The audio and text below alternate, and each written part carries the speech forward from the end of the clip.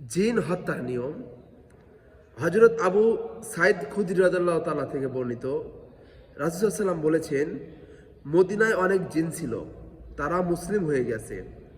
এখন থেকে তোমরা এদের কাউকে দেখলে 3 বার সাবধান করে দাও। কি করো? 3 বার প্রথমে কাউকে যদি দেখো, কোন রূপ ধারণ করে, সাপ, বিচ্ছু, রাস্তায় দেখলেন, রাস্তায় চলতেছেন, দেখলেন সাপ রাস্তায় শুয়ে আছে টান টান হয়ে, আপনি তাকে মারবেন না। প্রথমে 3 বার বলবেন, সরে যাও, সরে যাও, সরে যাও। প্রথমে সালাম দিবেন, আসসালামু আলাইকুম, সরে যাও, সরে যাও, সরে যাও। যদি না সরে, তাহলে বুঝবেন ওটা জিন না, ওটা আসলেই সাপ, তাহলে মারতে পারেন।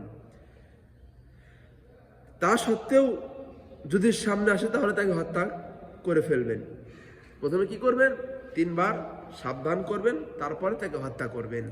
এখান থেকে বোঝা গেল, এই জিন জাতিকে যদি আমরা দেখি কোনো রূপ ধারণ করে আছে, আমরা প্রথমেই তাকে মারবো না, প্রতারিত করবো না, আমরা তাকে কি করবো? সাবধান করে দেব।